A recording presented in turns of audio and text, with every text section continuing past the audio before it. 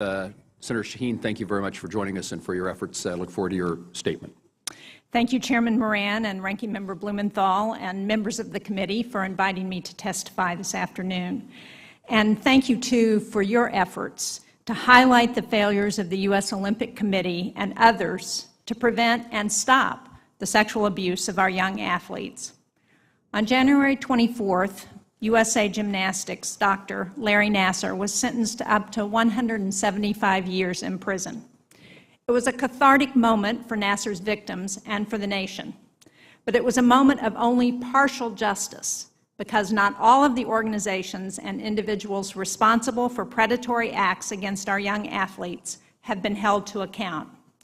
Because the U.S. Olympic Committee operates under a federal charter and its athletes compete under the American flag, I believe strongly that the Senate has a responsibility to investigate the allegations of abuse brought forward by these athletes and any other misconduct on the part of USOC and the national governing bodies.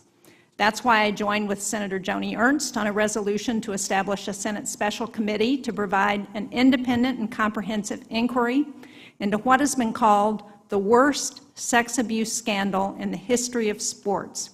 It's also why I so appreciate the important work that is being done by this committee to ensure that the individuals who enabled these horrible crimes are held accountable and that safeguards are put in place to protect our Olympic and amateur athletes. In January, as she said, Senator Ernst and I had the privilege of meeting 3 of the women who courageously testified at Nassar's sentencing hearing. We thanked these impressive women for speaking out and advocating for reforms to protect young athletes from abuse. In turn, they stressed to us the importance of exposing the full scope of the sex abuse scandal at USOC and other organizations. Congress must be resolved not to fail these women the way so many officials have failed them in the past.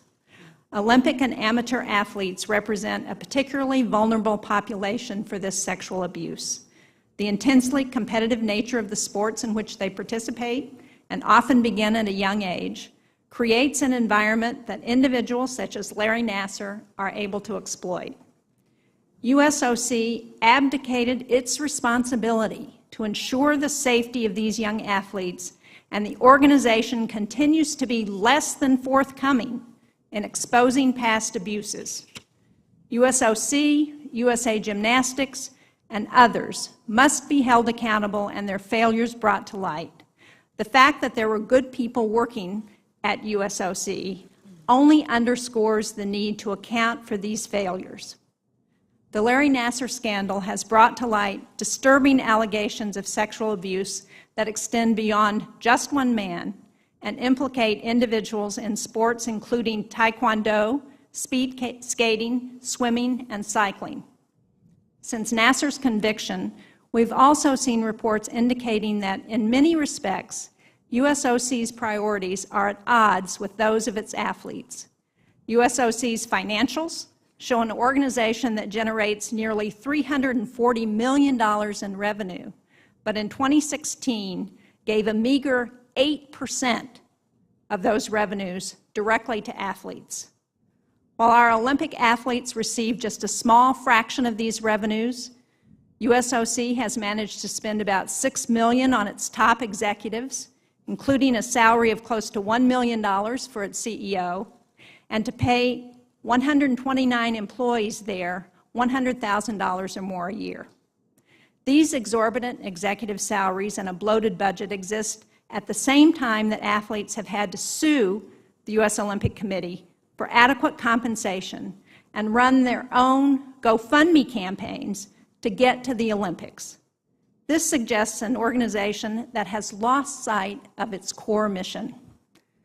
These reports, along with the more heinous allegations of sexual abuse, make it difficult to understand why Congress is sanctioning such a flawed entity that has failed so many of our athletes. It is clear that USOC is not fulfilling its core mission to support and protect our Olympic athletes, and I believe Congress should consider revoking or rewriting USOC's charter to include more oversight. The new charter should state clearly that any future scandals will result in USOC losing its charter and its tax-exempt status. That new charter should also require USOC to give 50% of its revenues directly to athletes and teams. Again, I want to reiterate that I appreciate the work that this committee and others are doing on this issue, and I hope that your efforts will help to ensure the safety and security of Olympic athletes now and in the future. Thank you, Mr. Chairman.